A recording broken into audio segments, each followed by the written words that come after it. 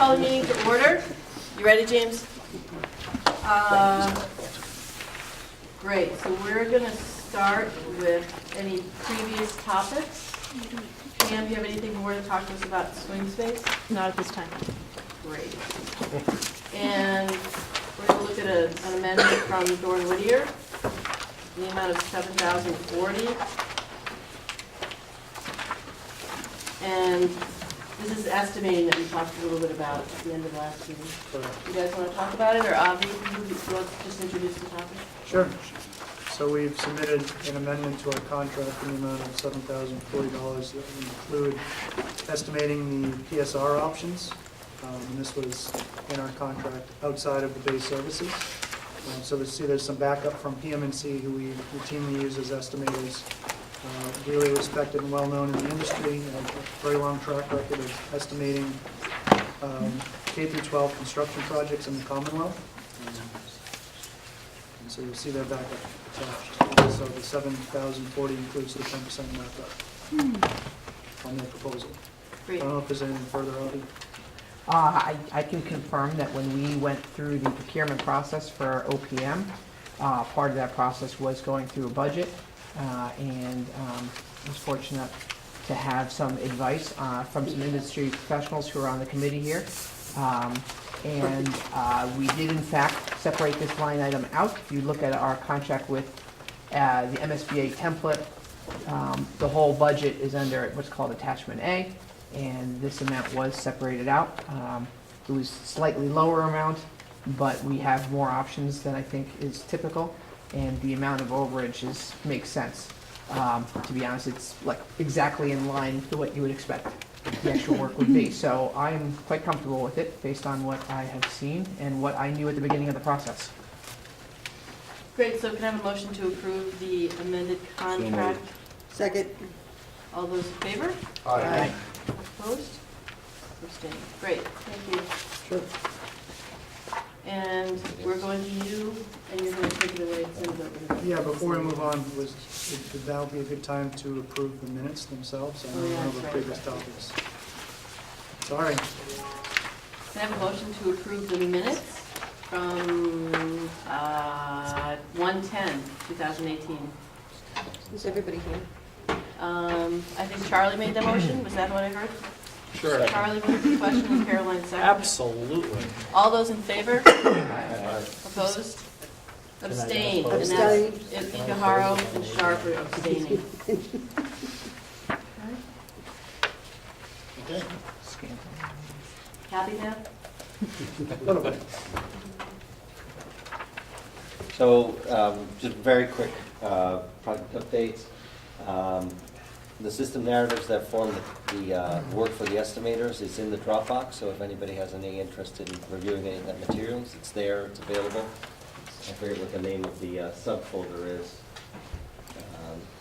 For the Dropbox? for the system narratives. Yeah, it should be in the main project Dropbox, not in the meeting minutes folders themselves. So that's there. If you have any questions, just let me know. Should we make sure that some folks who are fascinated by that stuff are reading it? Like George? I assume everyone will read it. I know. I like to say They will that. become fascinated by it if they weren't. You certainly can. At this point, they're fairly generic, and they will be the same for every scheme, so that from a cost impact, they will be neutral across the board. And we'll be really diving into that in schematic design to make systems decisions, and we'll have much more time to discuss it. This is MEP systems? Is that what Yes. you're talking All, not just, also site and structural as well. about? Okay, Yeah. There are far less choices for structural systems than mechanical systems. okay.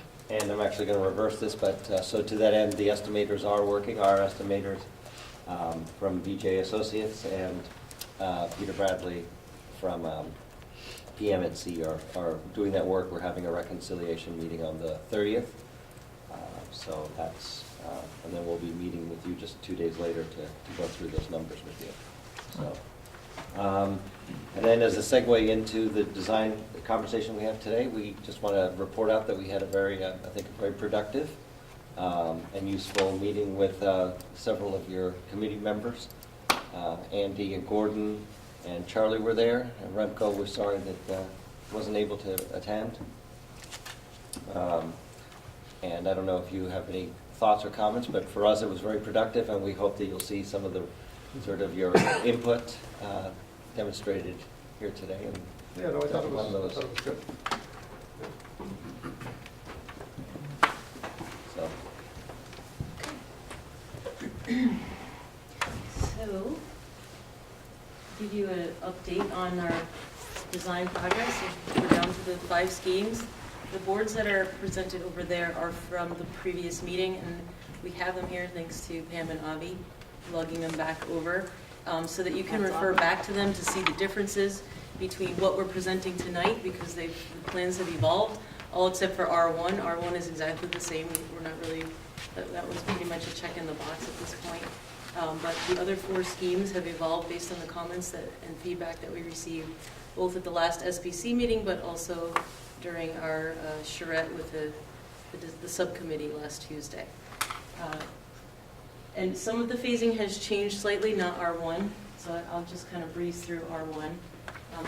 Nothing has changed.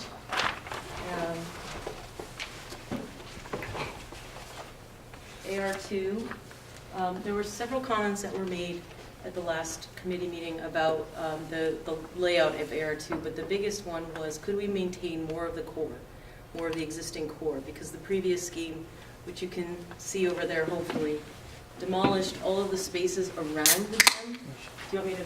Well, I can point them down if you want me I to. can laser point it Yeah. here. No, it's not working. The laser's not working. Oh, there it is. Yeah, it's probably just. I can go Just Vanna not that White over precise. there. You want a Vanna White for me? Yeah, I can do that, that's fine. Steve, you were my Vanna White. Hand it in. I think I did pretty well. You did. You did very well. You were listening. So the gym block, we're not demolishing. So originally, we were going to get rid of the area that has the media center and the music room, and a portion of the kitchen and cafeteria in this original iteration of AR2. So those spaces were included in in the new portion of that plan. Now they're part of the renovation.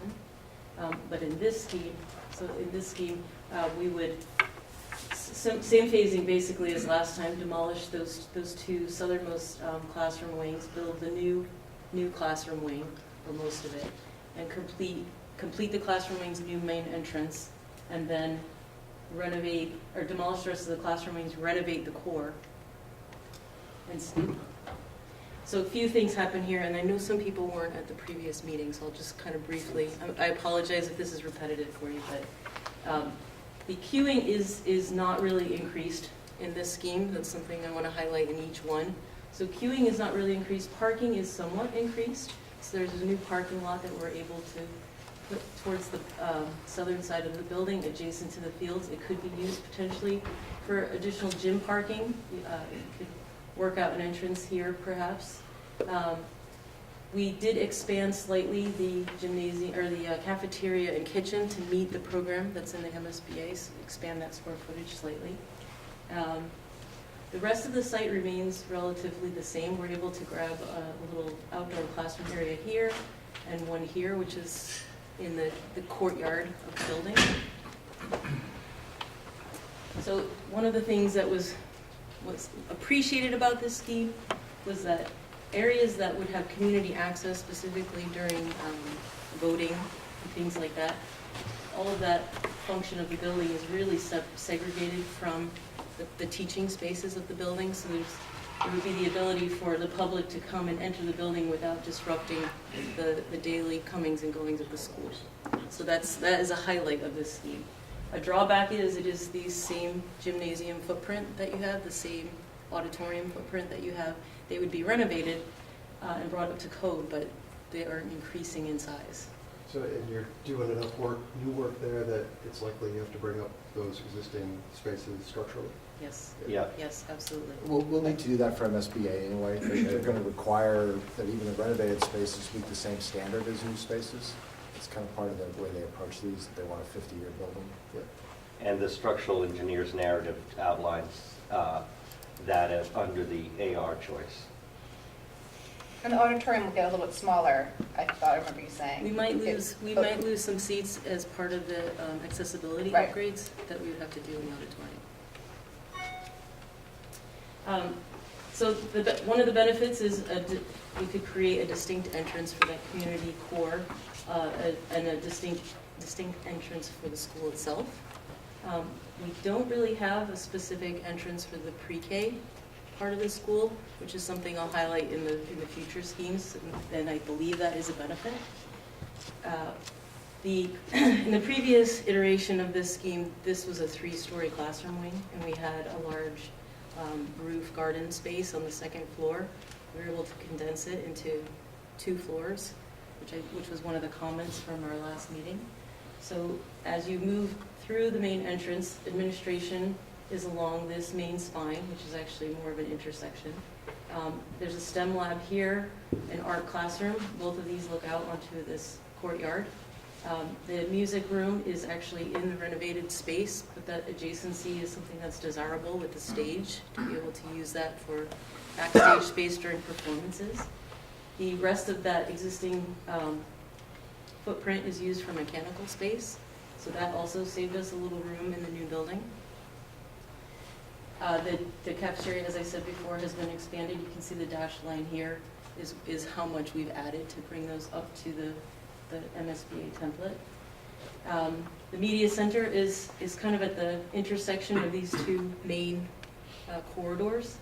And then as you pass through, the pre-K classrooms are first and closest to the door, and then you're into a classroom cluster of kindergarten and 1st grade on this level.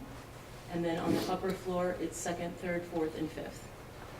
And one of the highlights here is that there is the potential at this end, especially with this overlook of the main entrance, that you could develop sort of a 4th, 5th grade, what's the word? Academy, thank you.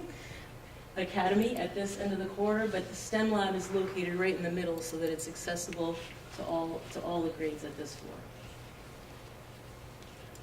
I'm just going to move through all of them, and then we'll ask questions at the end, unless you have clarifying. Can I just clarify the 4th, 5th Academy? Well, that was a phrase I heard. It's just a possibility. Yeah. It's not a must-have. What did you mean by that? I heard it as a phrase I heard you mention before. What is a 4th, 5th grade academy? So it's because the 5th graders are transitioning to middle school sometimes, and it's an option that you can treat them a little bit differently, change classes a little bit differently, because they're in 5th grade, so that they're still in this building, but they're starting to transition to the way that they would function in the middle school. Separated space in a way? Mm-hmm. Fancy name. Fancy? Sometimes you introduce team teaching at that level as a precursor, like sort of a preliminary introduction to team teaching. So N1, the phasing hasn't really changed much, right? It hasn't, although I did highlight that the road will have to do a shift in order to accommodate the footprint. So I showed that a little bit more clearly in this iteration. So we could build the entire mass of the new building and in one phase after you demolish those classroom wings, and then demolish the rest of the existing building.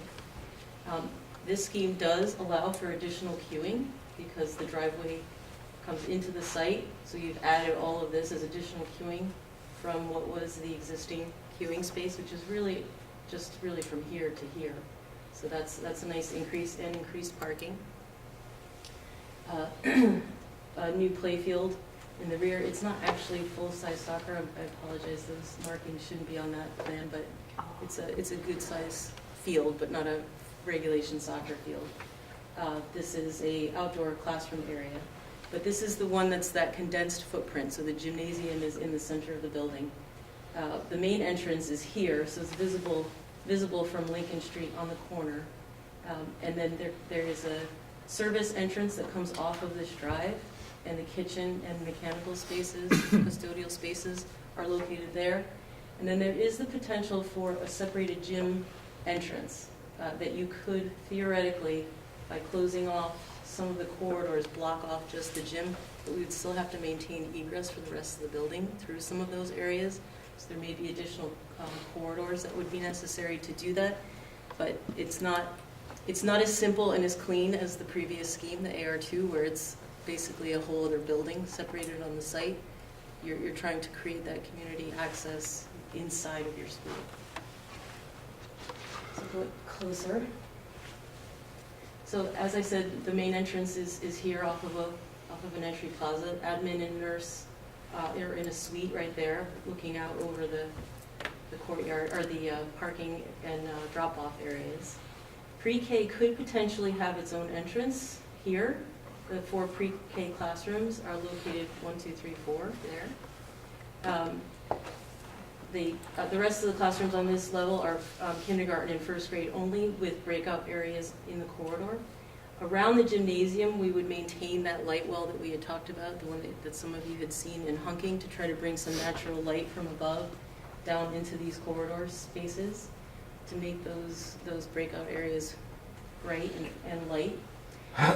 In the previous scheme, the gymnasium was rotated 90 degrees. And the cafeteria, the stage was in the middle here, and then the cafeteria was facing the parking area. And one of the critiques, or one of the comments that was made at the last meeting was there wasn't a path around the gym, that in order to get from classrooms that were over here, you had to walk all the way around the gymnasium. So could we develop a corridor that would allow you to circulate all the way around and make the travel within the building more efficient? So that was one of the goals of this revision. We rotated the gymnasium. The stage has moved to this side of the gym here, and then the cafeteria is across a corridor. So it's not as ideal as schemes that you'll see coming, where the gym, cafeteria, and stage are all together. But in order to get that pathway around the gym, there has to be some separation there. The second floor is, there's the potential for a 5th grade academy. It doesn't have to lay out this way. We're just showing it that way as a potential. But there is the flexibility of the grades being able to expand, so you can still accommodate the bubble class that we've talked about. A STEM lab over here that looks out over a roof garden or an outdoor classroom space. There's a light well here that looks down towards the main entrance. On this side of the corridor is the media center, with also potential for an outdoor porch area or roof space. And so the second, third, 4th, and 5th grades are all on this level. Okay. What are those off of a couple of the 5th grade and 1 3rd and 2 4th grade classrooms that looks like a porch type Yes. thing? Is that what that is? So the classrooms below are a little bit larger footprint than the classrooms that would be above.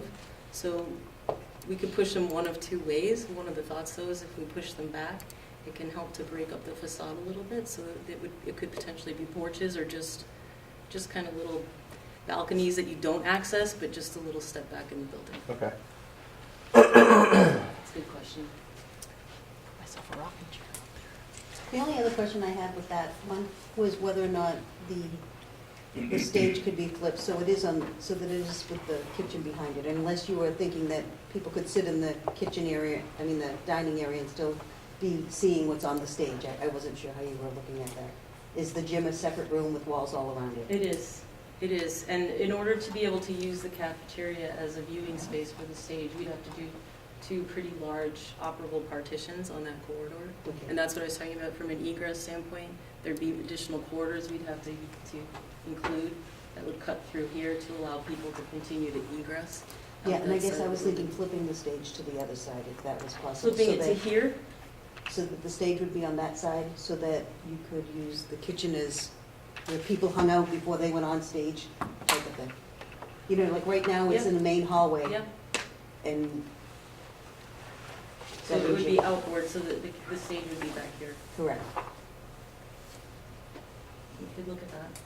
Well, at least this configuration, that would also eliminate windows from the cafeteria, That's true. which I'm not sure. No, well, I'm not saying even that far. Right now, the stage is on the right-hand side. Yeah. Just flip it to the left-hand side of the gym. Oh, the gym. Yeah, of the gym.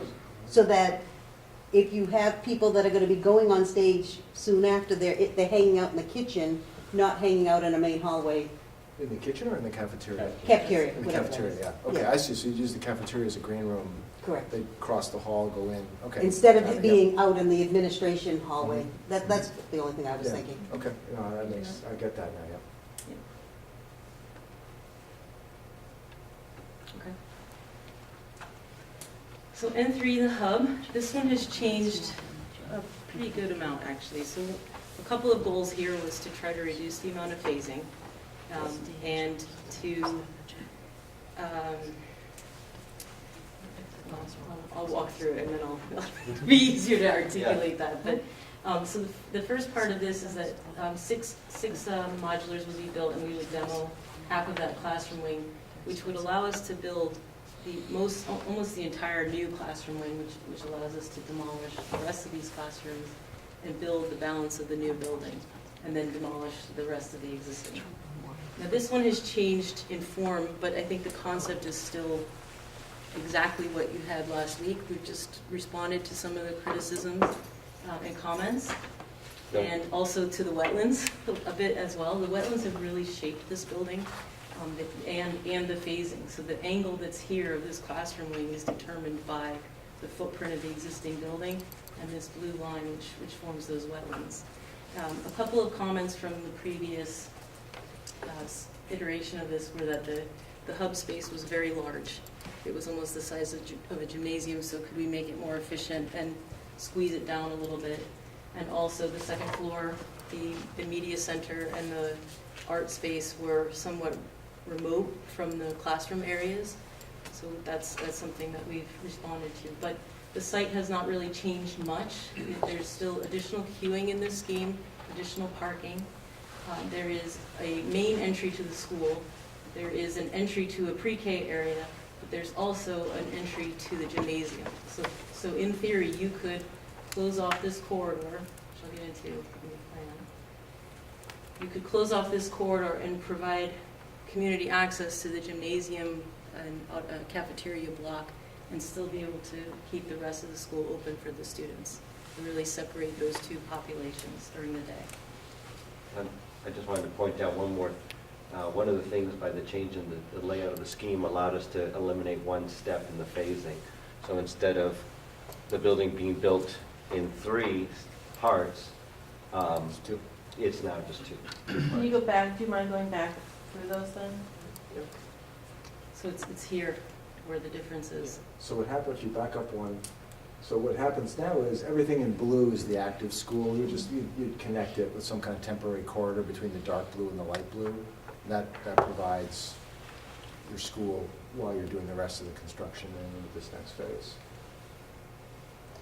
And because this wing shrunk, we were able to stay out of the footprint of this core, which allows you to build the rest of the building without having to do a third phase of new construction.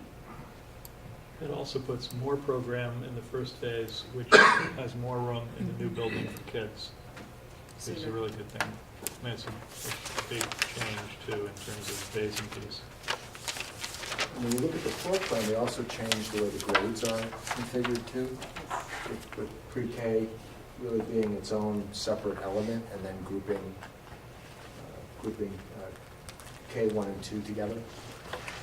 So this one has Pre-K and K. has an option to it, which would be to turn it into a 3-story classroom wing on this side. So if this grade configuration, which is currently K1, 2 on the first floor, 3, 4, 5 on the second, if that's not desirable, one of the things that I heard at the last meeting was it's K1, 2, 3, 4, 5.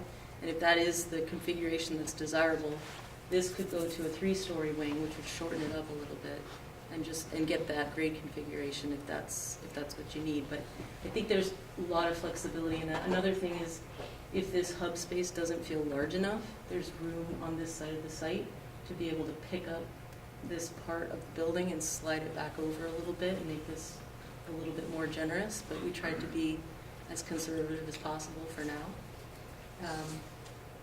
It's still a pretty large space. It is. It's the size of a couple of classrooms. So I think for the age group you have, and once we get into, if you, on any of these, once you get into further design, you can articulate what those feel like. Sometimes at this scale, it's hard to, this size of a drawing, it's hard to get a sense of that, but it's still a pretty good sized lobby space. Mm-hmm. And the field that you have, is that, yeah, That's that's just a field, it's not? yes. There isn't a regulation size soccer field in any of the new schemes. You might be able to get it, if you looked at it, you might get a U10 or something. Yeah, we're gonna. I just mean, make a note youth to soccer myself to might show be happy to that. have a small Yeah. field, Yeah, for the- instance. Even small- something that could be used as a practice field, like a half field for, for field rotation would be helpful. And just you had made a remark earlier when you and I were talking about the conversations you had at the design meeting. Can you just talk a little bit about kind of what happened there? Because that was kind of a neat idea. Sure, that you're talking about Lincoln Street. The I'm face of talking about Lincoln the Street. shoulder idea. The I thought shoulder, that was it's a really. it's Gordon's comment about the shoulder, right? That was you. Oh, About turning its shoulder to, Exactly. so the previous scheme, the wing to the Lincoln Street face was much larger. It had more classrooms in it. It was only one story, but it was also turned slightly more. So one of the comments was, what is our face from Lincoln Street? What do people see when they drive by? And could we make, the entry a little bit more visible, the main entry, but also how do we soften up that face so that it's a friendlier face to Lincoln Street? There's still more development to happen, but because this is just the pre-K classrooms here and admin, that is a one-story mass. And the way that we break down the massing of this piece, which isn't quite right yet, but that we could treat these as two smaller masses and help to blend it into the neighborhood a little bit better. So instead of seeing, a large face right on the street, you're seeing actually the shorter end of the building. So there's potential there to help scale it with the neighborhood. Is that good? Is that good? I thought it was a nice, clever remark. So now, but if you did, if we did go with a 3-level with this building, what would that do with the phasing? Would it improve it any? Would it still be about the same? I think it would be about the same, because you're essentially constructing the same number of classrooms for that, in a single phase. It would reduce the footprint on the site a little bit, so it would give it a little more wiggle room around the wetlands and maybe a little bit more space. For the contractor to lay out. Yeah. Can I, the location of the cafeteria and gym has shifted quite a bit. Yes, it has. Why is that? We were, one of the things that we heard in the previous meeting was the desire to have the gymnasium, cafeteria, and stage aligned, if at all possible, so that you could put an operable door between the gym and the cafeteria and be able to use that entire space for viewing. So in order to do that and have access from the corner and to provide a separated community access to those spaces, the gym rotated a bit because of the wetlands. As you can see, we're kissing up to right there, and that edge, we're right on it. But it also allows us to have a service entry for kitchen and mechanical on this facade. But the other thing it does is that cafeteria actually has a really nice view now toward the wetlands and toward the fields, and potentially an outdoor classroom area in between those that would be accessible from the hub as well. It stayed in the same location on the site, it just rotated a little bit. I think the other thing to look at, if you look at the relationship of the previous hub, when you came in, the gym was straight ahead of you and the cafeteria was sort of to the side. And gyms typically are fairly closed spaces. They have a lot of activity in them, but it's usually noisy activity that you're often try to isolate. Here, when you walk into the hub and go past the office, you've got the STEM lab, the art room, and the cafeteria all sort of spilling out. And if you can imagine, transparency, glass, active spaces. Now they're away from the classroom wing, so if they are noisy, that's okay, because they're all noisy spaces that can inform each other.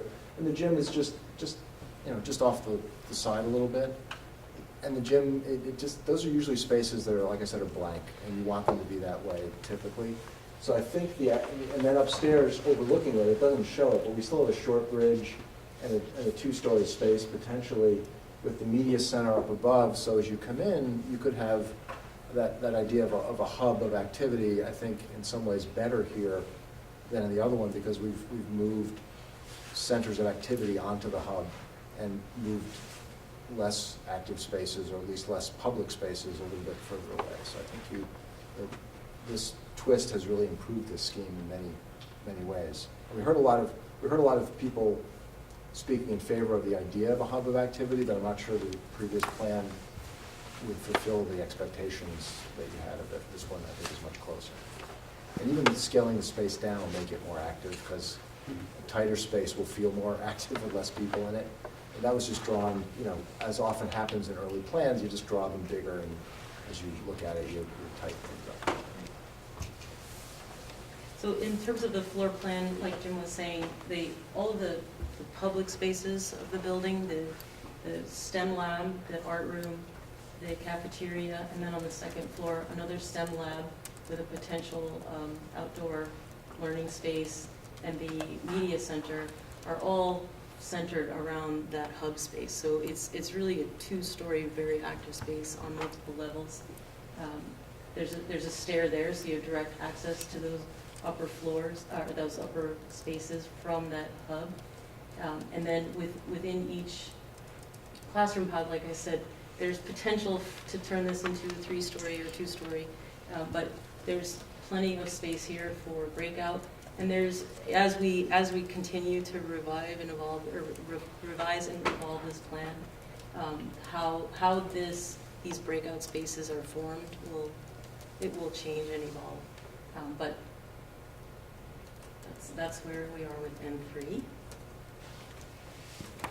So N9 was originally developed, if you recall, before we had the final wetlands setbacks that had been revised, and it was intended to be a modular free scheme. Unfortunately, it's no longer a modular free scheme because the wetlands basically took our site for that new, I think it was, we were going to get 18 classrooms in that rear wing, and that's just not feasible anymore. But the scheme is still alive. So phase 1 is to build modulars to accommodate the demolition of the 2 southernmost wings, then build all the new classrooms and some of the new core, then demolish the remainder of the existing, and then build the new core. So one of the highlights in this phasing is that you're without a gym for a bit, unless we can somehow live without or shrink down this wing. And I'll get into that in the plan, so that we stay out of the footprint of the existing core, but it's tight. And one of the reasons it is in that footprint is we were trying to be sensitive to the face of the gym that you saw, and also responding to the need to have the cafeteria, stage, and gym contiguous, so that you can open them all up for large performances and audiences. The site hasn't changed much. It does have extended queuing, probably not as much as options N1 and N3, but it does have additional queuing space, additional parking. The main entry is here between the gym and the administrative area. The service entry is back in this corner, close to where it actually exists in the existing building today, but a little bit further back. Once children are dropped off, one of our thoughts was, is it possible to use this corridor this courtyard as entry? So it would be drop-off play area, and then the students could actually enter the building here. Students only, mornings only, maybe for at the end of the day when they're released as well. But the public entrance to the building would be near the admin area. So the core shapes up similarly to the previous scheme, N3, the gymnasium, cafeteria, and stage. The kitchen kind of tucks in around so that students could come in, go through a servery, and access the cafeteria. The music classroom has been relocated based on comments that we heard from one of the teachers last week, that I think the music spaces were along this corridor, right across from classrooms, and that was not a desirable adjacency because of the noise and disruption. So we relocated that and the art classroom off of this core space spine, the Main Street area, where where the media center, STEM lab, art are all located in that one area. And so they can use art and music as that backstage space that you were talking about before in N1. Then once you're into the classroom wing, there's a stair that brings you to the second floor. Pre-K could also still have its own entrance. Those are those 4 classrooms here, so they could come in and exit from their own entrance. And then you have kindergarten, 1st and 2nd grade on this floor with associated sped spaces. On the 2nd floor, you have 3rd, 4th, and 5th. And again, this is, 5th grade, we have cloistered a bit, but with a special space and a porch that could look out over the courtyard, so they're treated a little bit slightly differently, but still with access to the STEM lab and the potential for a green roof that opens up from this cluster, from the breakout spaces around that cluster. In this scheme, we have a lower floor plan, so actually below the music room, and using this stair to go down. Because of the drop-off in the contours in that portion of the site, we've actually located the mechanical spaces. They're not really below grade, it's more of a walkout basement, similar to what the existing rec space is in on that lower level. And that's really all that right now that's down there for program. And that's accessible via elevator too? Not right now, no, but we could do that. And that's it. So we don't need to make any decisions tonight to nix anything, even if we had an idea that we might want to? I'm not going to stop you. Trigger finger over there. Does anyone love the hook? Yes. Yes, I do. Really? I moved from the hub to the hook. You did. You did earlier. I did earlier. I have the updated schemes behind these. Yeah, we should put the new ones up. I just wanted you to be able to look back and see what had changed. Upcoming public. I mean, I'm not like all in on the hook. I just, it's looking different now. Mm-hmm. But I do like the hook better than the piano. Because Piano is the most efficient. It is, but it's also the most noisy.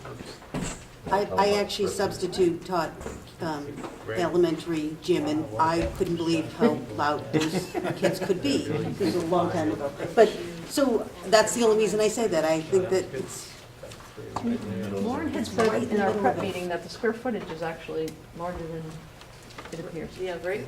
We have a paradox. Yes. The So most this efficient looking one is actually the biggest. largest square footage is N1. Actually, the largest square footage is AR2 because it maintains the auditorium and it has an expanded gym and cafeteria, or I'm sorry, expanded kitchen and cafeteria. So that one's actually the largest, followed by N1. And the smallest footprint is actually N3. Gross. Which is surprising. Yeah, that's gross. A lot of it just has to do with, in AR2 and N1, you have some inefficiencies in single-loaded, and now in N1, when we connected it into a big donut, we ended up with one corridor that has literally zero loading. There's nothing off of it because it goes through the upper spaces of the gym. So it increases it. So Pam, what do you think about the hook? I think if I take all of them together, I've just shifted. Like last time I walked away and like the hub was where I wanted to be, and I kind of figured by tonight the piano would be. But with what you did with the piano, that gave it new life too. So I guess I'm feeling like less inclined to want to rule something out right away. I'm sorry. I think she. They're all your children, don't let me choose one.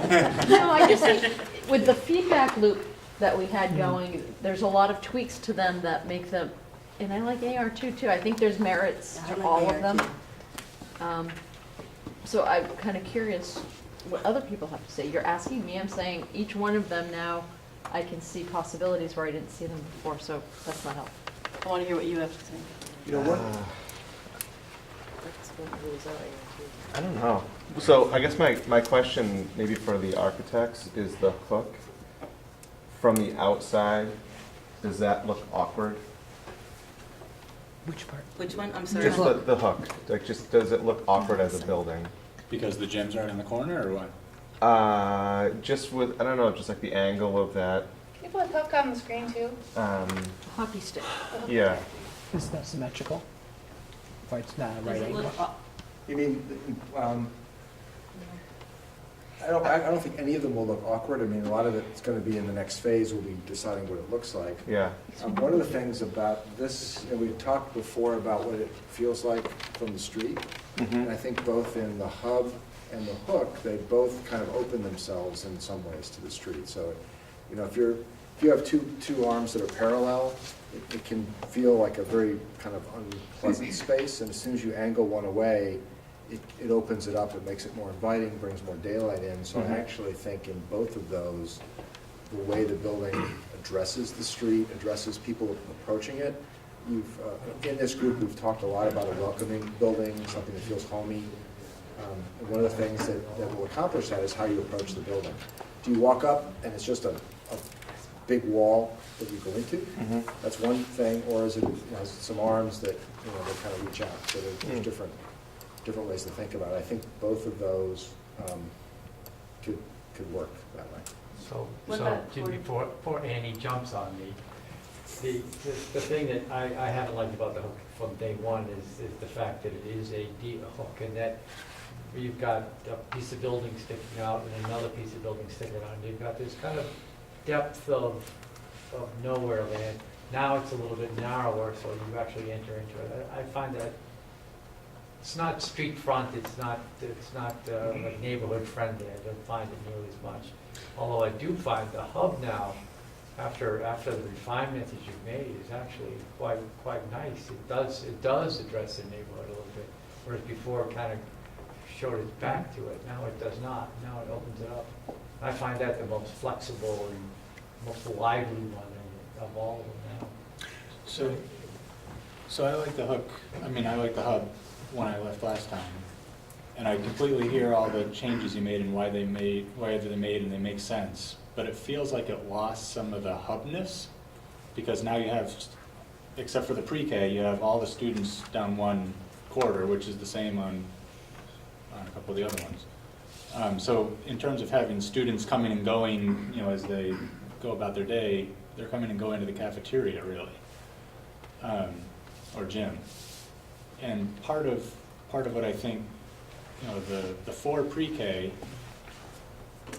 the reality is we don't have 4 pre-K and may not have it for a long time. So we have 2 reasons. One is that you have the flexibility of, the bubble class or whatnot, which that kind of eliminates its usefulness by having it way down there. And if we really only have 2 pre-K classes, that'll be an empty little part of the building. So I feel it lost a little bit. I completely agree with all the changes that were made, so I'm in a little bit of a conundrum, but.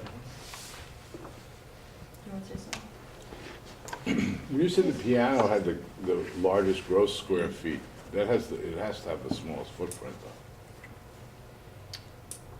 though. No, the footprint would be the same. Oh, you mean in terms of how much of the site it occupies? Yeah. Yes. That has to have the smallest footprint by a lot. It might have the most square footage, based on the number of stories and things like that. You said it has the most square foot, but it is the smallest footprint. I think so, but we have to check. I'm just eyeballing it. It has, Sprawl. single-story elements, so They wander out a little bit. They wander out a little bit. Yeah, versus bunching up. Versus building a schoolhouse. We haven't checked it, but I suspect it probably is just by inspection, because it's everything's 2 stories on it all.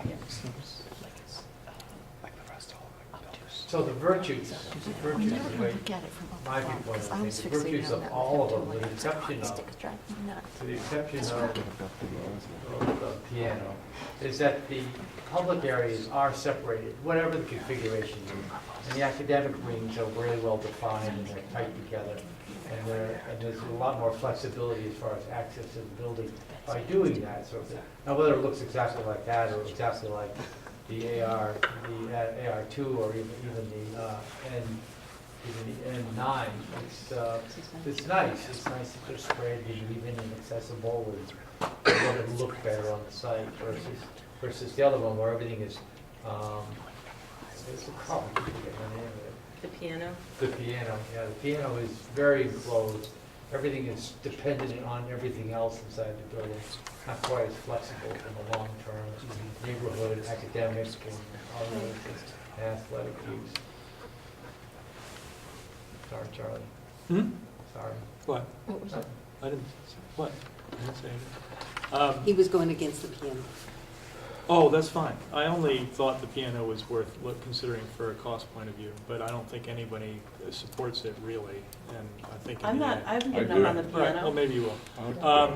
I would only say about the hook thing that I take bribes. the thing about the hook is that you will have the Kidding.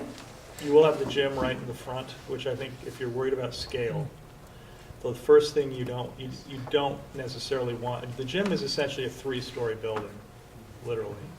And there's not really a way to make it lower, because you've got to get clearance for balls, and then you have a significant structural system. And by the time you get to the roof, you're really talking about a 30-foot roof. And the other thing is you had talked about wanting something that was sort of homey and comfortable and bright. And if you really look at N3 hard, and you look at how you enter that building, it's by far the most dynamic entrance in terms of you can see through, there's transparency beyond it. You see these other spaces that can be transparent, like STEM. You look right into the cafeteria. It's really a very engaging, interesting, brighter kind of a space. And the problem with the hook is you're walking down a long corridor with 2 walls on each side, and you never really arrive at a place, you know? Yeah. So what they did, and I applaud them for it, is they responded on the N3 scheme to an awful lot of the comments that were made, including being able to make that public space separate so you can use it for voting or whatever. They made the classroom wing larger, which means it accommodates more students, which means that during phasing, you literally can move essentially the whole school into that classroom wing now, which is pretty great, which means you really have the simplest phasing in that N3 scheme now. And I think Gordon is right, the scale-wise, the view from the street, that angled view is probably going to be the most sympathetic view. It's got the 1-story piece at the front. It's going to feel the most, scale-wise, I think it'll feel, it has the gym in the back, so you don't really see the gym unless you see it over the roof. So from a scale point of view, it's going to be the most appropriate to that neighborhood. Okay. So I think that in a lot of ways, they really responded to what they heard last time in terms of that particular option. Charlie, just because I have no idea about scale or anything, so forgive me. If the yellow boxes up front are the pre-K rooms, right? Mhm. Yeah. So if we do not go with the 4 pre-K and it's still going to be the only 2, does that affect the scale and what that looks like there? You mean if you That didn't would even go down build? to 2 classrooms instead of 4. You mean you took them off? No, I don't. I Okay, think I'm it's just the asking, same. I don't It's the know. same concept. You Okay. have a lower piece, and it's like it It's a would smaller be more piece. like a bay Yeah. instead So of it just a doesn't wing. come out but as far, just it as would close do to the. It would effectively do the same thing, which is you'd have a building that was building up Okay. massively. Could those spaces maybe not be used for could they be used for some other purpose? Or you could try In to other words, save build- money and make build- the building smaller. I guess that's a district decision, right? Yeah, make the building smaller is You one save way, but money. the other thing is utilize the space and perhaps. But the best way to value engineer a building is to make it smaller. So if Make there's less square if there's a footage. budget crunch and you feel comfortable with Always 2 key. pre-Ks, you could take 2 pre-Ks off and save yourself a little bit of money. But it wouldn't dramatically change the building, I don't believe. Put a pretty garden in front of it. Right. How could you use the space? And I hear the value engineering space, but I mean, are there any ideas that come quickly to mind, or of how you might use that space if you didn't have to? You could honestly flip it and put the pre-K down the other end and use it for Yeah.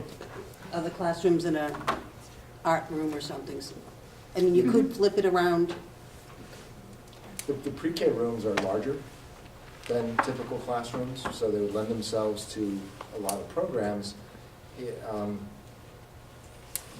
you don't think you need 4 pre-K classrooms, it's going to, I would recommend, if you seriously don't think you're going to need them, I wouldn't necessarily recommend building them, but that'll be a budget issue, as Charlie says. It's, 2 classrooms are worth quite a bit of money.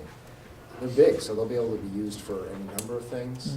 They'll have their own bathrooms in them, because pre-K rooms do, so that that might limit And what about, because they are suggested use. sped also, so do they have sinks and other additional things that you wouldn't normally see? And that's just a question.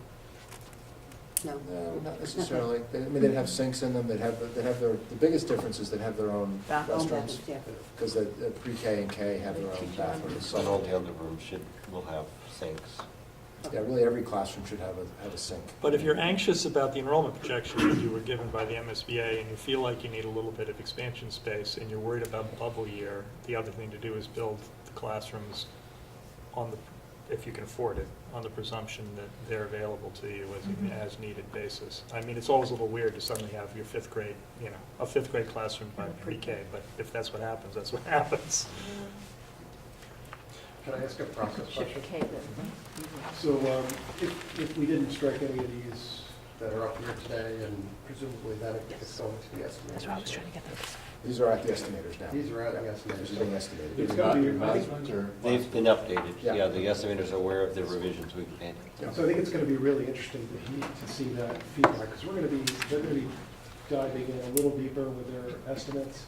We're gonna see some variations based on I think, phasing and yeah, quantities of modulars. I think the place you're gonna see differences are certainly between the renovation, between the R1, the AR2, and the new construction. There'll be definite differences based on how much renovation you're doing. You'll see differences in site, because there's different site, as Lauren pointed out, some of them have more site development and paving because they're fulfilling more of what you need. Others are leaving the site pretty much alone. I think between N1, N3, and N9, the three brand new schemes, the differences there will be the square footage primarily and the phasing. The more complicated the phasing, the longer the phasing, the more modulars you need for a longer period of time. Those will be the differences. The actual cost for each of the buildings will be, at this stage, pretty close, I would suspect. There'll be differences, but I think the big swings will be in other areas. Yeah, and modulars will be another element that will be, so for example, N3 potentially could be only 6 modulars through that first phase of construction, whereas N9, you could get as high as 20. It's a huge difference. Because there's 12 in the west wing and 8 classrooms in the central Yeah. wing. So those costs will actually, because when you're looking at this, you'll also be looking at what's reimbursable and what the actual cost of the district is. So you'll also be seeing, as we, when Mike did the spreadsheet back, God, it seems like forever ago, but it wasn't that long ago. We've traveled a long distance since then. That'll affect the cost to the taxpayer. We've seen in other districts, I mean, occasionally it happens where the more expensive scheme overall is cheaper for the district just because of the way the reimbursement works out. Sometimes it happens that way. I don't know what's going to happen here, but until you do the numbers, you just don't really know how it's going to work. Based on any possible variations in the site estimate and where MSBA has that cap, is that going to be seen in these estimates? Yeah, that'll be seen too, because you got the 8% cap on the site, so the less money you spend on the site, the more is reimbursable, but you're also going to have to decide whether you're getting on the site what you need. One of the things we've heard a lot around this table is, the issue of pickup, drop-off, queuing, and if you're spending less money on the site but you're not solving that problem, is that really what you want to do, or do you need to spend enough money to solve the problem that you're trying to solve? And there's differences in these. Some solve it better than others in terms of the amount of Can I pickup. ask you a question about the estimating process? Yeah, absolutely. Do they take each one of these sites on its own merits and factor in the time and the phasing and the duration and the number? That's all factored in? So, yes, the answer is yes. So I actually have provided to the estimators these phasing diagrams, and I put them based on a timeline, initial thoughts about how the durations for each of those phases would be. They will also take into account the fact that the site development is different on N9 than it is on N1 and N3 in terms of that entry loop. It's a little less pavement, so the site cost will be a little less in there versus that additional longer loop, pickup drop-off loop in N1 and N3. Those kinds of differences, they'll make They'll look at pick the the- nuances of each. Yeah, and it's So- actually something that we'll get into, make sure that they've captured when we are sitting with them in the reconciliation meeting as well. Is this an order of magnitude best estimate? Um, Or is it true takeoff, or is It's, understanding it can't be? yeah, it can't be? right, I mean, it's kind of somewhere in between. It's somewhere in between. So they're actually going to look at the areas, they're aware of how much gross square feet each of these schemes are. So those will be, you know, right from the very get-go, those will be differences in terms of the cost of the construction. They'll also take into account the fact, the phasing, not just in terms of, you know, like modulars, but also in terms of number of times steel would have to be mobilized. You know, there's an additional mobilization cost. You know, if they have to do this in 2 phases versus 1 versus 3. Okay. So it's mostly square foot based, and those system narratives that we talked about earlier are important for people to read now, because that's essentially instructions for the estimators. And So, yeah, so like AR2, the steel folks will have to come out 3 different times to do the 3 different phases, whereas, you know, in N1, they come out once. So there isn't a specific takeoff of the building, but the takeoffs are, you know, one has more pavement than the other, one may have more fields than another. Relative, like. It's relative, and the whole, again, this exercise is to have relative costs. So you have a relative cost one to the other, and then when you select the final scheme, you'll get a much more detailed cost that then becomes your final cost during the schematic design phase. So these are still, this is an exercise to help you decide one to the other. Does all the systems narrative include decisions like whether or not to air condition the whole building or just parts of it? Is that where this decision is made? The decision's not made. We've given them worst-case scenarios, so for all these, they're going to assume full air conditioning for the cost estimate. You can decide during schematic design To back off that. whether you want to do Yeah, that or you not. So shouldn't we've- get too involved in that, because the bottom line is, all the schemes get the same system. So Right. the system has a cost, it may not be the ultimate cost, but it's gonna be it isn't You're like comparing parents apples to different. apples. So as And long it as is on the apples to higher apples- end Yeah. of the Right. cost per square We've- foot. We've given them the most conservative systems, asked them to assume kind of the highest level of cost for all of those systems, but it's the same across the board. That way it doesn't really impact you. Again, you're trying to make a decision here comparing A to B to C, or N1 to N2 to N3. So you need those costs to be as equal, or those systems to be equal to do that. Yeah, and the only, I will have one caveat though, is that there will be a little difference for where there's renovation versus new. Yeah. Because there are some constraints on the mechanical system specifically in terms of distribution and delivery in the reno areas, whether it's all of the whole building in R1 or part of it in AR2 because of, you know, dimensional issues, for example, getting ductwork down corridor and so forth. So can I ask you a question about piano? Because I'm going to jump on Annie's bandwagon. Is there schools out there that are like that? And I mean more the gyms in the middle of the building. Yeah. And The school my son goes to for elementary school has a gym in the center.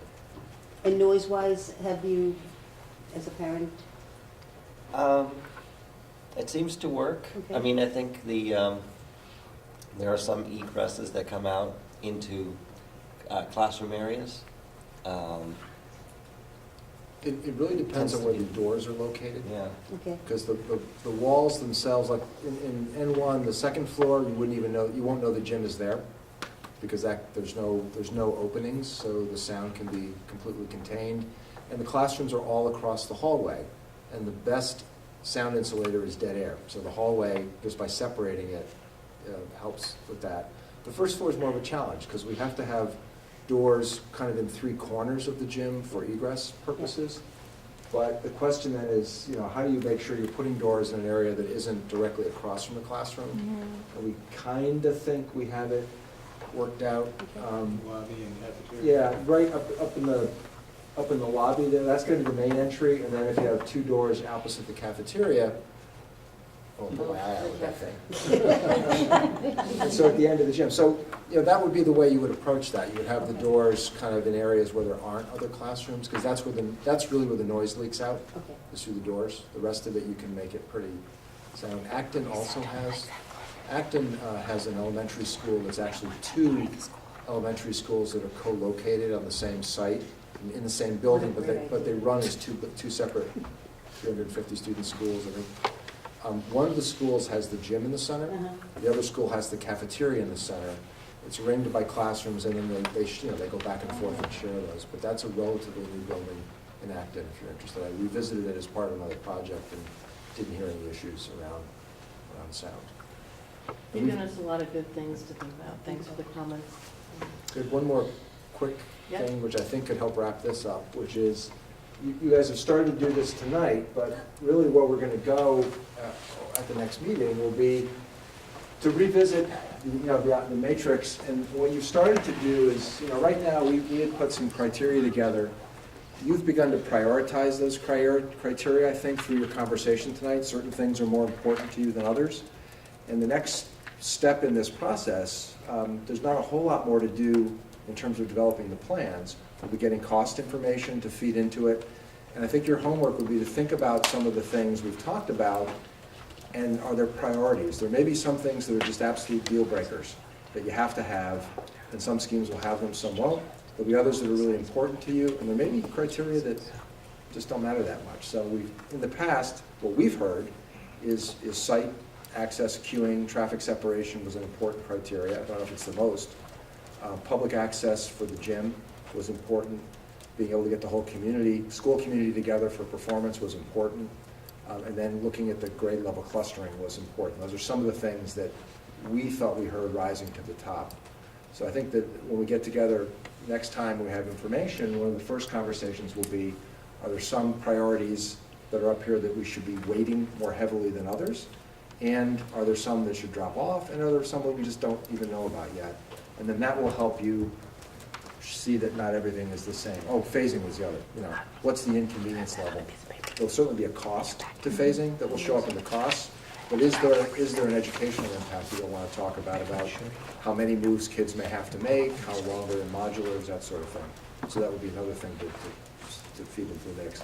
So I think the homework is to think about those things that are most important to each of you, and then we can have that conversation about prioritizing at the next meeting. Does that make sense? Yeah. Is the next meeting where you make the decision?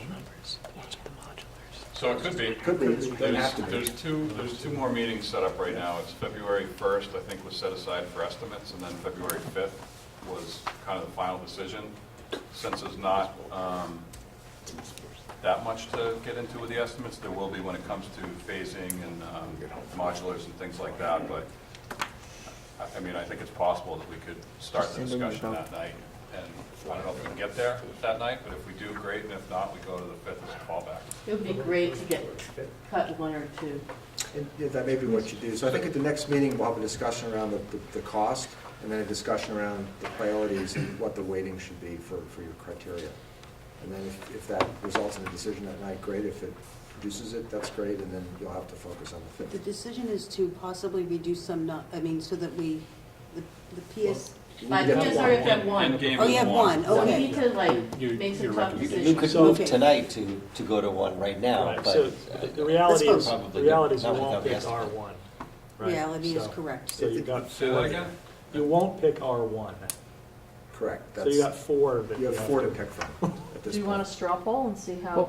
Well, can you just explain, I know it may be obvious, but why you think you wouldn't pick R1 right now? I know a lot of people don't like it, but tell me, Oh, I just assumed that was, we've said it so, it's been said so many times, I didn't think that was a Because- surprise. okay. It's the existing building. It doesn't accommodate your program. Why would you spend almost as much money as you'd spend on a new building to simply renovate your existing building? It's not something that would be popular from a taxpayer point of view, I don't think. I mean, no taxpayer is going to say, well, I'm willing to raise my taxes and pay for this project. Oh, it's going to be the exact same building, but with a new coat of paint and be brought up to code. It doesn't, I just can't imagine that any community would do that. It doesn't satisfy your program. It doesn't give you a new facility. It has all the inherent problems that the building has now. I'm sorry, I sort of thought we'd I- had that No, that's, conversation. that's And good. actually, I think the reason I asked the question is because I think as we get into the mode of narrowing down and actually choosing one, I think it's really important for us to just continue to be explicit about the reasonings why, because ultimately we have to document those and explain them to the community. So I have my own reasons why I agree with you, but I think it's very helpful to hear you lay it out in those terms. Yeah, we really have 4 options that accommodate your program and accommodate your needs to varying degrees, and Well, those, Although I wanted to say one more comment, Pam, about AR2. Just remember, there's 2 issues there. One is that it doesn't improve queuing, so the site doesn't change. So if you're concerned about queuing at all, the 3 new ones all have a longer queue loop. But the other thing is you get your same gym. And if you wanted a bigger gym, which is what's in the program, you're not going to get the bigger gym with AR2. So I don't know how important that is, but you'll have the same limited size gym But you you're also have now. spending a lot of money to get that part of the building. Right, you're up. spending a lot of money to get the same gym you have now. So, So my if only- if a gym is meaningful, then that's a downside to that option, just wanted And to there's no point that way out. to lose the auditorium and it would be. Expand the Well, gym. then you're essentially doing it. By the time we did That's look kind at, if you look at that, the way that that's structured, you're gonna end up spending more money to try to do that than to just tear it down and build new. I'm convinced of that without an estimator, because of the way the structure spans. It's And I think the other 3 new Crowded options site. take care of the gym issue and the set-off yeah. issue. The only question I have about AR2 is the emotional tie to from the Manchester. Is there, I mean, I'm just questioning, they're the voters that are gonna have to vote, so is there an emotional tie? There isn't, I don't have one, Emotional but, tie to To the what? old gym and the old. yeah. Gordon, how do you The feel gym about and the that? auditorium. How about your chair? Say goodbye to Hollywood. It's gone. But this is why you need to prioritize the Right. things that are most important to you, and that will help you make a decision. Jake, And just remind us on the new gyms, do those include with the bleachers on the side, or is this Yes. just? Okay. All of the new gyms meet the program document exactly, which is the larger gym with bleachers on both sides. And in 2 of the 3 schemes, they're paired with the cafeteria, similar to the hunking school, where you can open the whole thing up and have a much larger space for community gathering. In one, it doesn't really work to do that. John, did you? No, I just wanted to say that I think the one piece that's missing is the parking. So the queuing's on there, but I think Oh, parking. as important, or maybe even more, Is is increasing parking. we have a number of staff that have to park off-site right now, so Okay. increased Throw parking. that in the mix. Yeah, thanks. okay, let's move on to the next exciting part of our program. Okay. Yeah, that was just the intro. Now you've got the main event. Right, so unlike the options review, the next topic is going to require a decision, so We'll find something that's we're going to talk a little bit about procurement of the builder, so CM at risk versus design bid build. I know a couple of people are happy to address this topic because it's been on their minds for quite a while. In fact, I think it came up in the OPM interview. And so some of our comments are going to reflect the same response we got when asked that question in the interview almost a year ago. So for those that are completely naive about the process, we pretty much have a decision on how to procure the builder for the project. And so there's design bid build, which we'll refer to as DBB in some instances, so just remember that acronym.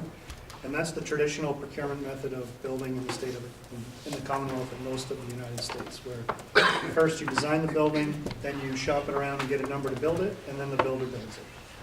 So that's design bid build, also Massachusetts General Law, Chapter 149. More recently, the Commonwealth has allowed districts and towns to go the Chapter 149A route, which is a construction manager at risk. And that's a little bit different in that you bring them on earlier in the process and they more or less become a partner in the design phase and help you solve some of those logistical problems. So as I mentioned, design bid build, you design it, you bid it, and you build it. So the design needs to be 100% finished before you start to bid. So everything that goes into the design has to be figured out and incorporate into that set before you start to shop around. So in a sense, you're purchasing a design based on a set of instructions. On the flip side, CM at risk, you're hiring a professional to join your team to help figure out some of those problems along the way. And so as you'll see here, it's hiring a professional service firm that helps manage that process along with you. So a couple of facts, I don't know if that's hard to read or not, but we'll try to compare the facts on both sides, so they should be the same as we kind of run down both design bid build and CM at risk. So first off, the selection for design bid build is bid based. So the selection of your builder is going to come down to who has the lowest price. I mean, they have to be qualified, but it's also entirely price based. As I mentioned, the designers will design the building 100% of the way, the set of instructions we talked about. So that'll have to be completed before we get the contractor involved. Bids are then solicited for general contractors and trade contractors. So we put it out on the street, take the instructions, we shop it around, and in return we get a number, which should in theory be the same set of instructions for everybody. Although the price would in fact change quite a bit from one to the next. After we've shopped it around, we've selected the bidder based on the lowest eligible and responsible. So while they do have to meet a certain set of criteria in terms of qualifications, we don't narrow the pool strictly based on qualifications, as we'll see in CM at risk. The contract value is based on a lump sum, so you've shopped it around, you've got a number in hand, and that's the number. And so the contract price through construction will either go up and down based on either errors and omissions, or just based on decisions that, design decisions that came about or requested during construction. And a little bit about the accounting method that we'll refer to it as closed book. You don't really see a lot behind the curtain in terms of what goes into the contractor's bid. For the publicly bid categories, like plumbing, mechanical engineer, I think there's 17 categories.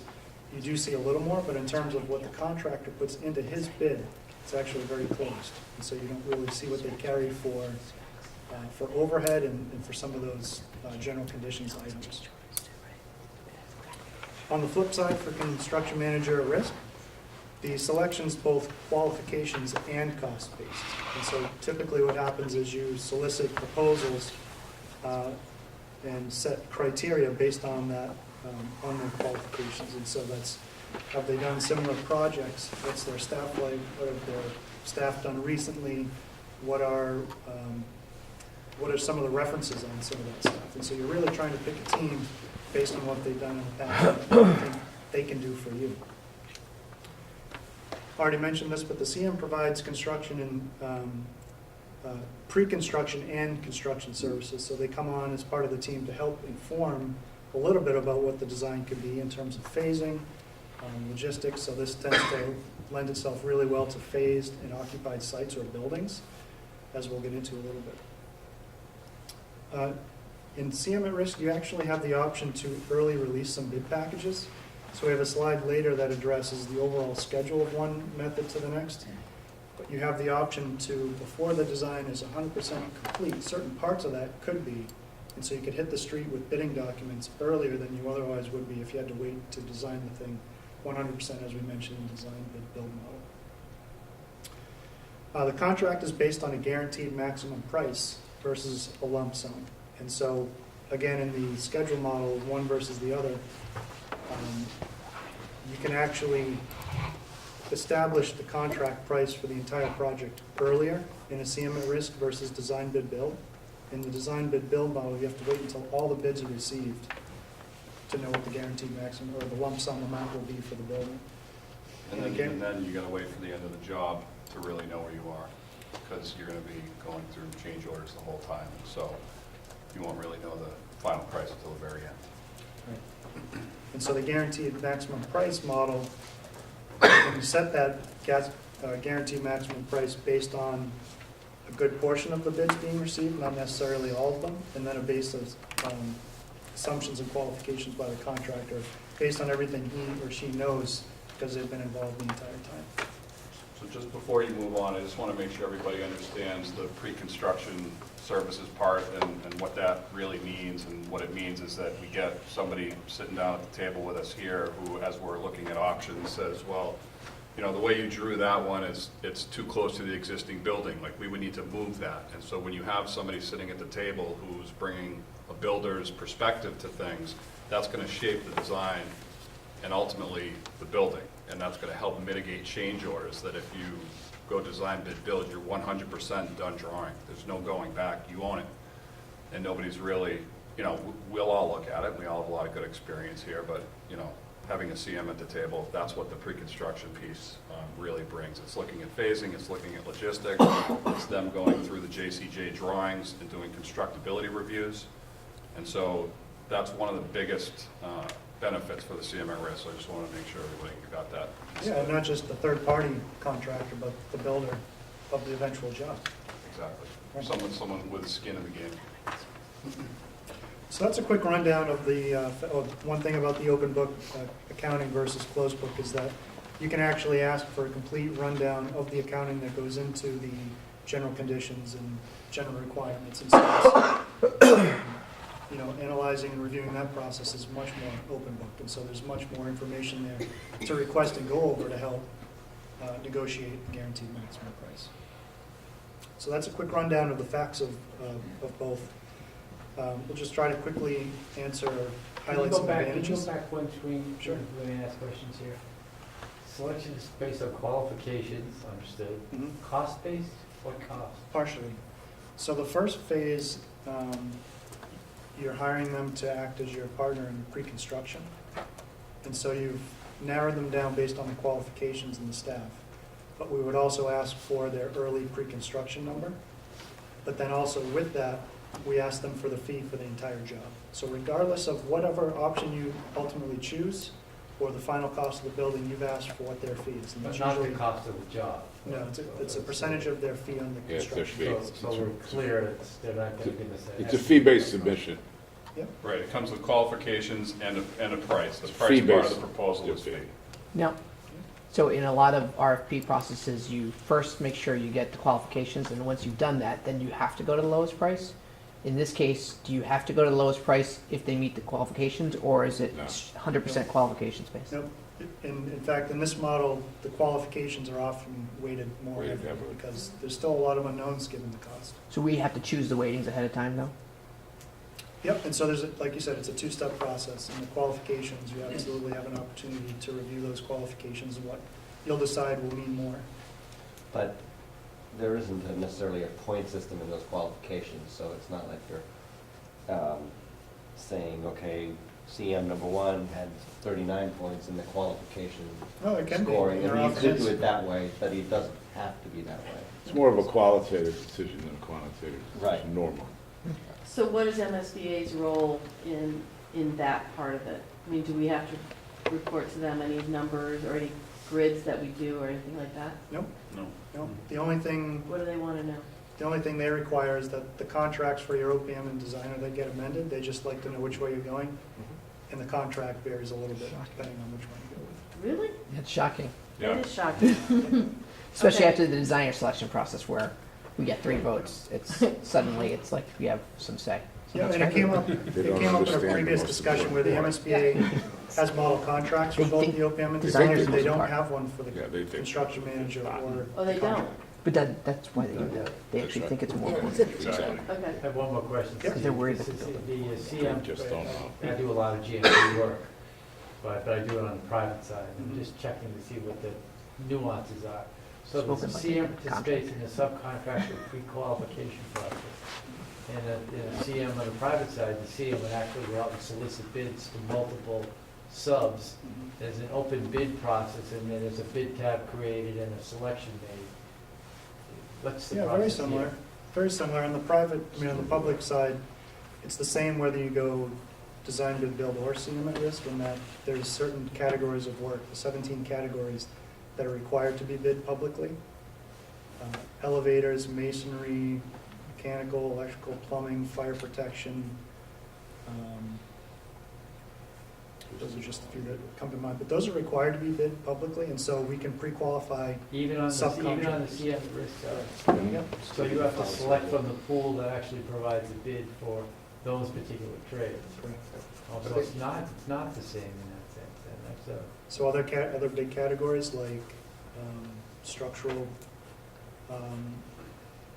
steel, site work, those are non-public, so those would be bid by the contractor. And so that's where the internal bid leveling and tabulation would happen on the CM side.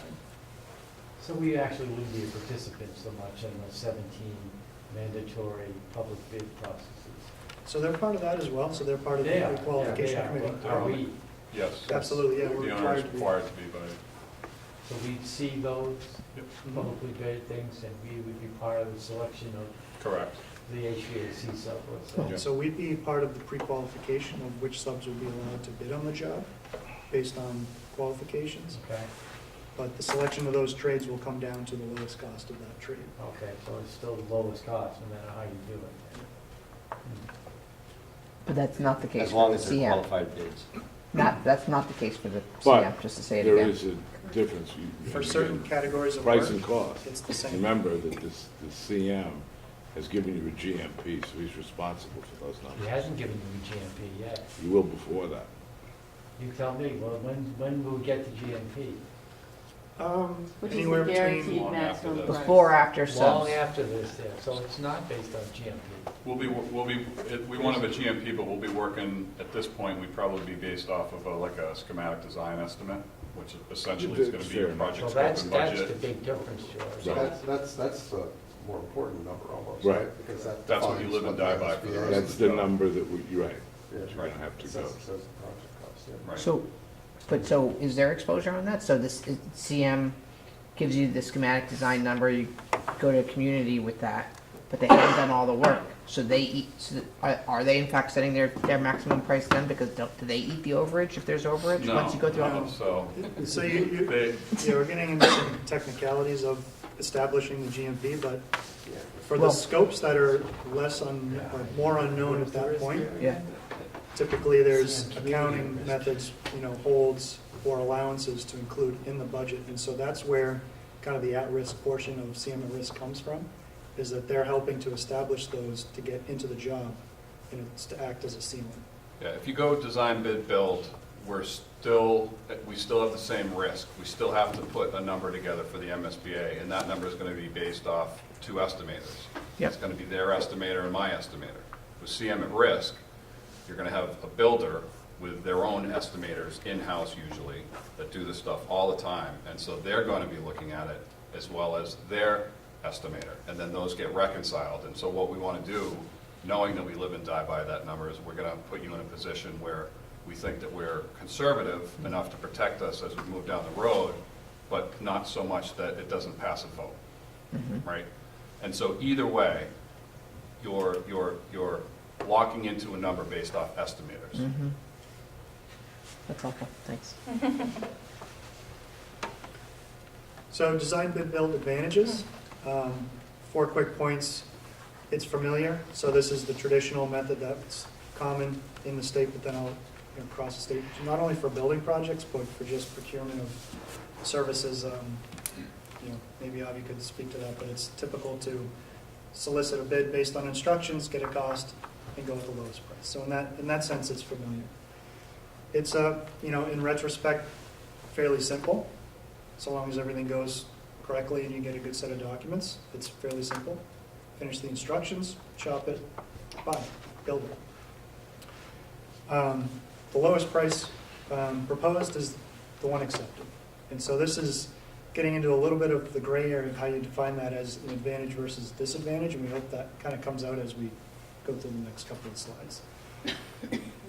And the simple accounting, and that sometimes there's some kind of value in not kind of getting too down into the weeds, but more often than not, that's often welcomed. So we'll try to run down the advantages of construction manager risk real quick as well. So we see some real advantage to selecting your builder based on their team and what they've done in the past versus low cost. Certainly there's advantages to having them part of the team to assist with the budgeting, logistics, and moving pieces around the site, especially if we're considering 5 options that involve occupying the same site and building at different parts of the project. One clear difference is, though, that there's an opportunity in CM risk to fast-track the project or do early release packages. And what that means is that we don't necessarily have to wait until the instructions or documents are 100% finished. What we can do is we can selectively choose what areas can be finished early and actually bid those on the street rather than waiting for the entire bid package to be finished. And as I mentioned, there's a slide at the end that kind of graphically shows that to you. So the CM joins the team. He's part of, or he or she is part of that in every pre-construction decision in terms of logistics and moving and trying to carve out areas of the project that maybe aren't clearly defined yet and help put magnitude to that into the project's budget. And the last one is, the negotiations kind of promote more of a team atmosphere. And so they're there knowing what the goal is for the end of the job. And so they know what the owner's clear mission is, they know what everybody's trying to march towards. And so it promotes that team atmosphere versus design, bid, build. While it doesn't promote adverse relationships, it tends to foster that a little more. Well, again, and just to park on that one for a second. So the change order process comes to mind, because I've never been involved on a job, unfortunately, that, hasn't had any change orders. It's gonna happen. And so design, bid, build, whether you have liquidated damages in the contract or not, you're kind of set up as an adversarial relationship, because you bought exactly what's on those plans and you bought an end date. And so every single change order that comes down the pike is going to have an extension of days, regardless of what it is, because they're setting themselves up to either get out of liquidated damages or in case there's a schedule problem. So every single one of those change orders is going to have a 1 day, 2 day, 10-day delay. And that is, sets a stage for a not great relationship. CM at risk, where you have a GMP, they know what the end date is. Change orders are still going to happen. Almost never do I see extensions of time on a GMP CM at risk job. Everybody, it's a team sport. Everybody's pulling in the same direction. It's just a huge difference. And so I think you guys have lived through a DBB, and maybe the change order part is familiar to you, maybe not, but that is one of the bigger differences when it comes to this. What if there are change orders in both, can you just explain why the CM at risk would not want the timeline to increase? Well, usually because... Liquidated damages, is that the issue? I'm sorry? Is it liquidated damages, is that the issue? Well, you can have liquidated damages with CM at risk as well, if you want to. That'll be a discussion down the road. It's just when you've bought a GC, you've bought the drawings and you've bought a date, every single change order is going to have a delay. That's just the nature of the beast. On a GMP, we've put in allowances, we have contingencies, we have all these ways to address change orders. And again, unless it's like, we add a whole section of the building, I've never had extensions of time come for minor change orders. Yeah, think of it also, if your CM is brought in to become part of the team, and they're helping to order things in such a way to meet your occupancy date that's established, they're more willing to work with you to continue to reach that date despite minor changes in the work. On the flip side, a GC might be less willing because they weren't part of that process. And so that's an opportunity to buy them some flexibility. And that instantly becomes contentious.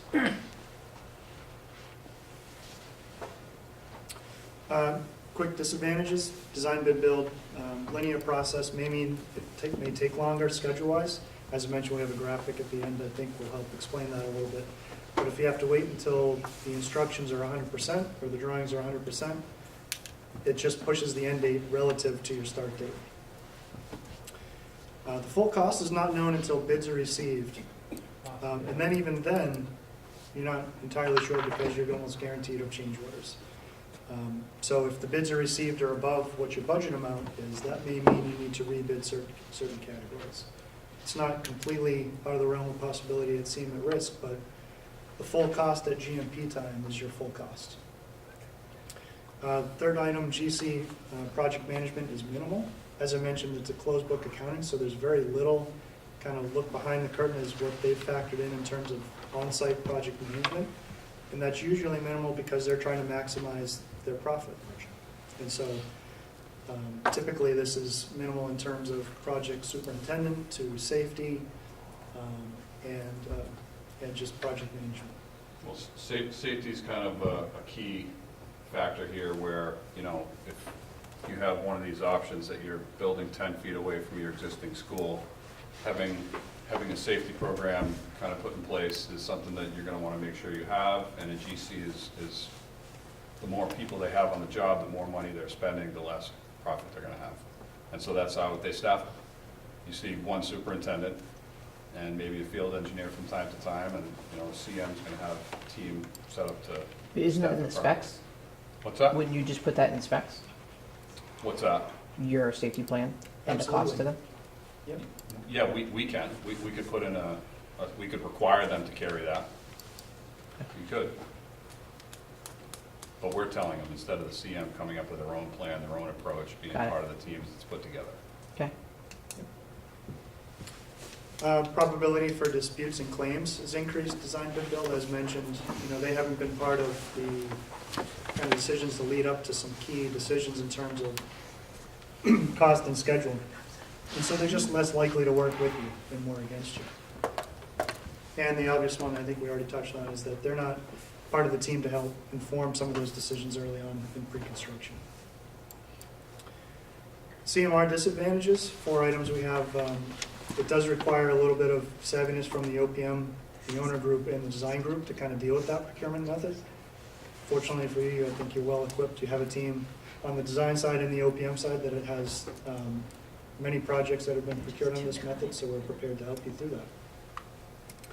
This next one is, you know, was hard to word because higher upfront costs, I think, just sounds like enough of a disadvantage, but I think when you factor in kind of how the budgeting and cost of a project is arrived in one model versus the other, if you consider if it's possible to bid the same project in both ways, and the end cost of the project is exactly the same, CM at risk, you start higher, and more often than not, you're working down to the number because it's cost protected.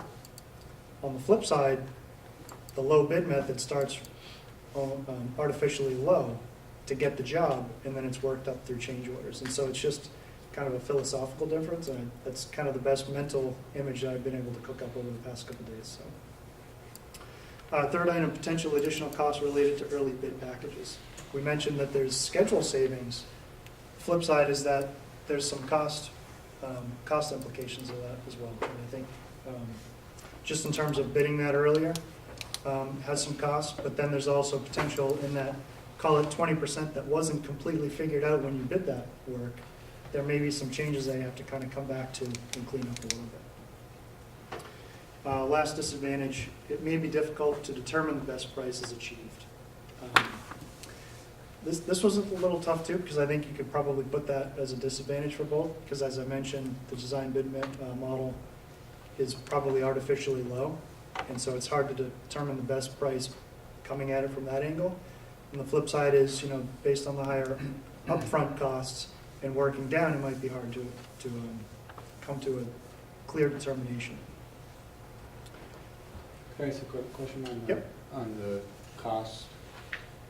In your experience with either model, well, I guess with the CM at risk, if the cost estimation of these, you know, as soon as those are public through the submission of the PSR, the public has kind of a conception of what the scale is going to be. In the CM at risk process, how far off the kind of initial cost typically is that CM at risk approach compared to the cost estimators that the public may have?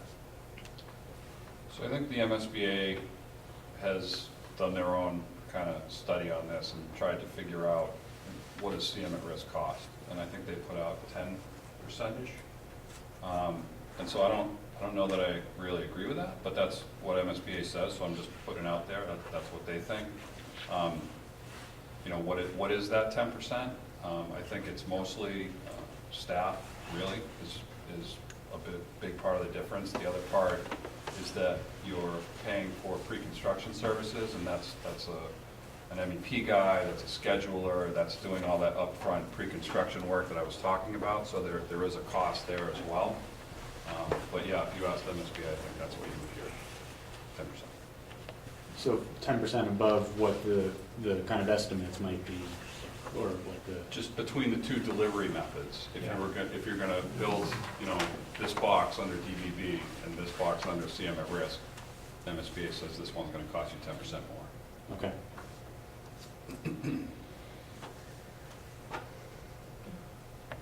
So we just quickly wanted to try to recap and just provide a little matrix here. Some of the items we talked about and tried to check the box on, which one is more advantageous or not. And fast track scheduling, talked about CM at risk where we actually have that flexibility. Again, lowest theoretical cost. I think we got to check design, bid, build as we kind of footnoted and added disclaimers to. It's a little hard to really formally arrive at that.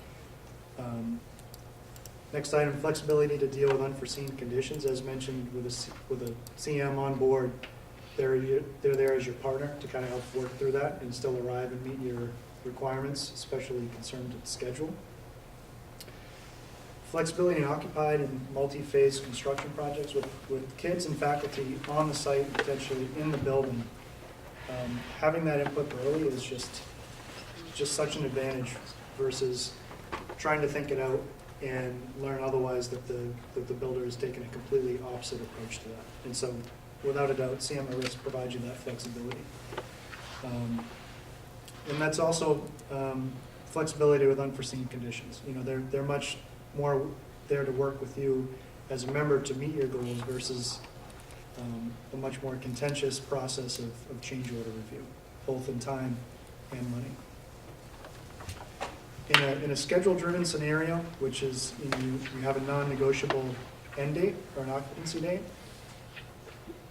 the CM at risk does offer you the flexibility, as I mentioned. They're there to work. They know what that date is and how you arrived at it because they helped make that. They were part of that decision. The builder selected on qualifications and cost. I think it's nice to know who your team is and what they've done in the past and what qualifications they bring to the table. And not only in a vacuum alone, but also compared to everybody that's submitted across the board. Traditional simple procurement, as we talked about, design to build, has just been around longer. It's probably more familiar to other procurement officers in the state. In design bid build, we didn't talk about this, but it does not require any special state approval. So if we were to go CM at risk, it requires a separate application to the Inspector General's office. And so that's as long as a 60-day review period. We have seen that much shorter, less than half of that, but it is a separate submission that we're prepared to assemble for you.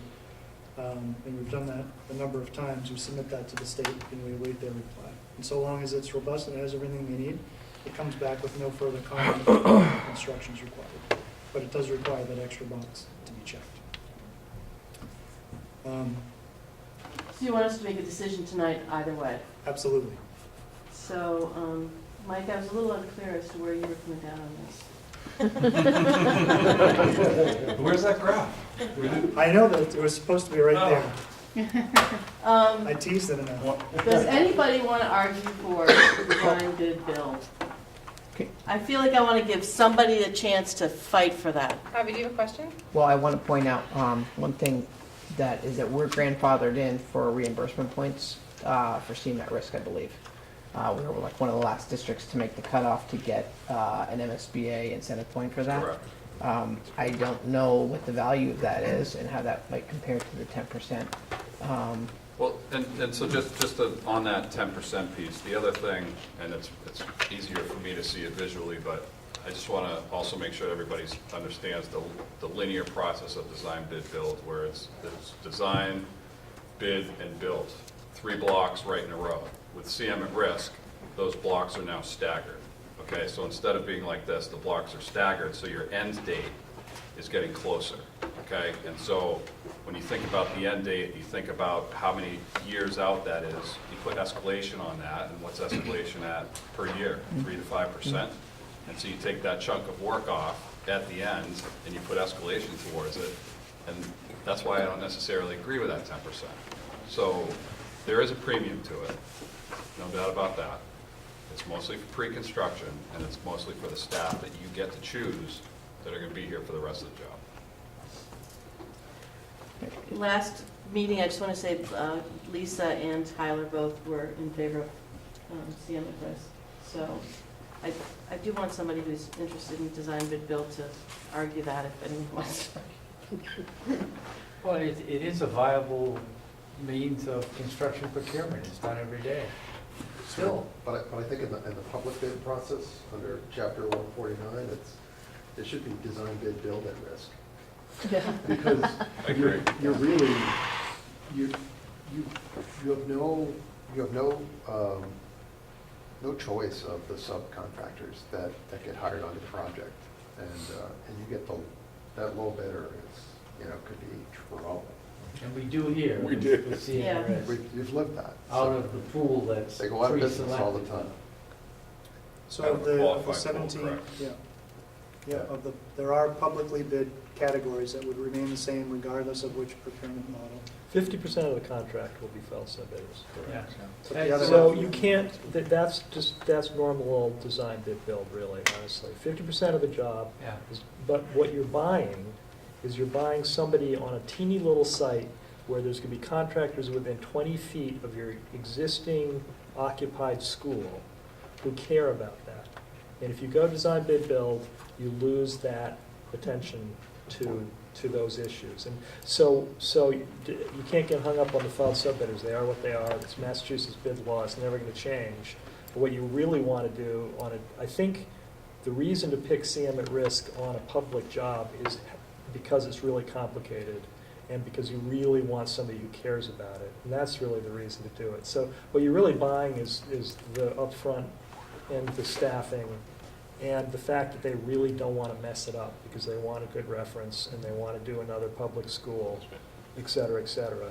And that's what you get with design. But the other issue with this 10% premium, don't get too hung up on that, I don't think, because you do, and I said this last time we met, but you pay a premium on bid day, and you truly do. And you're paying for extra staff, you'll pay for multiple supers, you'll pay for, coordination drawings, you'll pay for all this stuff. However, you won't pay a lot in change orders. So at the very end of the job, you get the discount, which is you get a lot of money back. And a better quality job. Charlie, stop So- right there, please. You don't get a lot of money Well, you back. get some, you'll you pay may less get- in change You orders. may get some. You but get do- less in change orders, So CM at risk. I'm for CM at risk all every day of the week, but I will say, there is change orders involved. Oh, totally. And- But I'm just saying you'll get 1 or and, 2% so it's not- instead of Yeah. 5%. So I don't want to lead everybody down and think that the price is the price. No, and there you're will, gonna get no no, change but what I'm orders saying to is you'll survive. budget 5% and you'll spend 2%, while with design bid build, you'll budget 5% and spend Yeah, 5%. You're Well, fighting for the whole way. I do have a question about that, not to belabor, but how often does the price actually come down? Because doesn't the CM It at risk doesn't have... come down, Doesn't you come just down, don't just pay like- your contingencies, you don't pay as much of the of contingency that you Don't they still decide. have an incentive to Uns- spend them? It's not their money at the end. We can't do it that way. If the contract is written correctly, that's true. That's right. And so it's not the contractor's money at the end, the contingency. It's Right. yours. The So The if CM you don't use contingency goes your back to the owner if contingency, it then doesn't get it's spent. money, it's returned No, I back to you. understand that. And there will be contingencies, different levels of contingencies. If you remember from this building, we had 10%, we had design contingency, construction contingency, and we kept shrinking them. No, my as we point went though, through But the just it's to- design. that's in the bid. But just to Well, make when sure you- everyone's on the same page, and maybe you're wrong, but what I'm hearing is if the contingency goes back to the owner, then if I'm a CM at risk, I don't really have a lot of incentive to have those contingencies go back to the owner.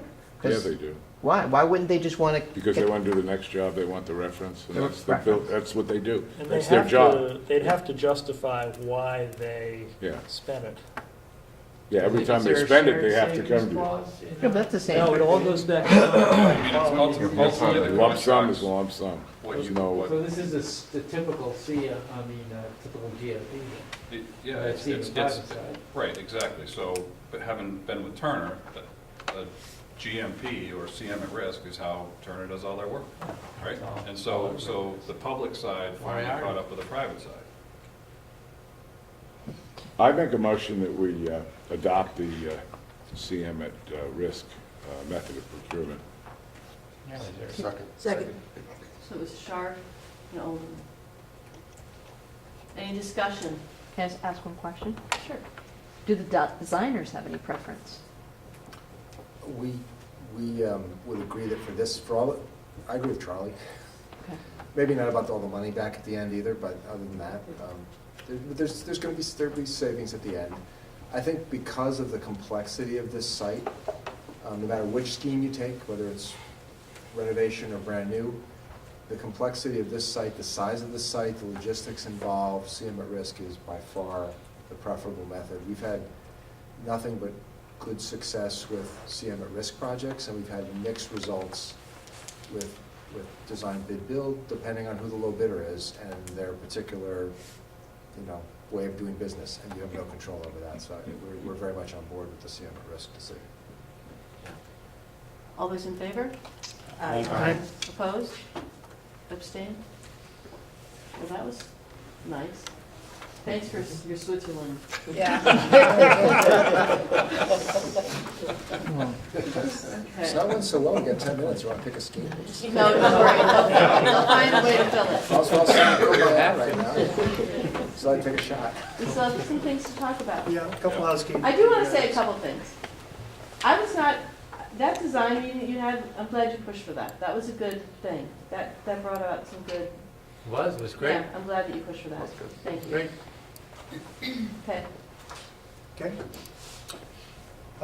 Is there anything from budget collaboration that deserves to be brought forth? No. Nope. Anything on the communications file? Nope. Except we're still talking. Should we talk about the Yep. So postcards are going out tomorrow to alert people once again to the meeting. It's been pushed heavily in social media and in our weekly distribution of our newsletters. So we're doing all we can to drum people. So January 31st is our public meeting, and so who can make it to what, morning or afternoon? I can do morning. Fine afternoon. Or evening, sorry. I can do evening. Evening? I'll do evening. Evening. Okay. Great. Okay. Quick calendar look ahead. We're here on the 22nd. Next building committee meeting will be on February 1st. As mentioned, we've tried to pick a couple of dates to work on strategizing towards community meeting number 3, which will be a week from Wednesday. On the 1st, we were kind of hoping we have one building committee meeting on the 1st and the 5th kind of planned out. If we can get everything done on the 1st, that would be great, but we have reserved the 5th as a backup to arrive at our single decision for a preferred option. Following that, we have a joint SBC and school committee meeting on the 13th, and that's kind of a perfunctory approval of the MSBA submission, which would then be submitted the week after on the 21st. So you're saying the next meeting is February 1st? Correct. So that's an addition, right? We didn't have that before? It's not on your calendar. Why does it say cost us meeting on the It is. Yeah, It's on the January calendar. You go up one. Yeah, Oh, it look at the is. next month. no, but, yeah, it was there. It should not be in addition to. That was always planned in PSR, so if it's not, I believe that. Yeah, it's in our, the end of ours show it on the schedule. It's on our for us. community, it's on our meeting schedule. Yeah, it's on. Just some Cost clarification. estimating? You have cost estimating on the 19th. There's cost information that's going to be coming through on the 5th. Yeah, correct. It'll be available on the 1st. No, so we're reviewing it on the 1st. Yeah, it just says on the 19th there. Yep, that will have to be revised. Okay, So, sorry for the confusion. that's okay. Yeah, the reconciliation's the 30th, and those numbers That's- will be available for your meeting on the 1st. How's that reconciliation handled? Is it just you guys? So next it will, Thursday. it will be us, of course, Dawn Whittier, and then each of our estimators will be meeting. We'll, at different points in the meeting as necessary, we'll pull in, whether it's the civil engineer, the MEP folks, whatever it is, if there's any questions. And the two estimators essentially go through a process where they'll usually go through different sections of work. We'll talk about substructure, structure, finishes, site work, sort of big categories, and they'll just make sure that they have captured the same I think quantities, it's the like- same I think I can get a assumptions. plane if it's around the street. And then they'll make comparisons on terms of the unit prices that they're putting towards each of this. Yeah. So we're seeing steel at X number of dollars per ton.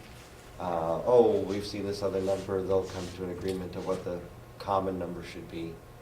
And then, we'll go through each of those and, come to a final reconciliation. Okay. Do you ever have any districts participate in that process? I know, Usually not. I I mean, can see you're why wel- you you're want to welcome get the to. work done without having us in the Not way. usually. Typically not, yeah. Yeah, it's usually us making sure that all the information is accurate before it's presented. And so you're welcome to sit in on it if you'd like. Or- It's probably going to be an all-day meeting in JCJ's office, I'm guessing. and I don't want to go. I'm really more asking because I don't That's have, good times. I don't have much that I could add to the process, but I know there Unless you are, have 6 there are other hours people and here. you really have nothing else to do. Not at Yeah, this stage. we have some other It's really- cost estimating we need to do that day, I Yeah, I think. know. Not at this stage. That's really is more asking for the professionals at the Definitely table. boring. But Christina, can you send out, because I know people's schedules have changed, I know mine have, just to make sure that we've got a quorum for the 1st and the 5th? I'll check it, because I have sent out, I believe, with the first. Oh, you have? Okay, then. Yeah, I'll check it and see where we are. Okay, Yep. Yeah, we'll definitely need quorums those days. yeah. Any other topics? Did you have that budget slide? In fact, we are doing the first and the fifth. and Yes. Those aren't, it's not an option, it's both. It's the First, first, that's the first we come. and And then, the fifth.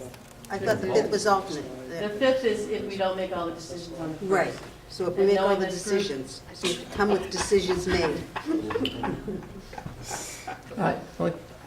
So on number 10 or 11, I do want to thank very briefly all the work JCJ has done, because I feel like if you think about where we were a month ago, we were looking at a lot of options. It was very hard to put it together, and there's a lot of numbers flying around, and I think now everyone has a very clear sense of what the differences are, and you put a lot of meat on the bone, so it is really nice to see all that work that you guys put into it, so thank you. But wait, there's more.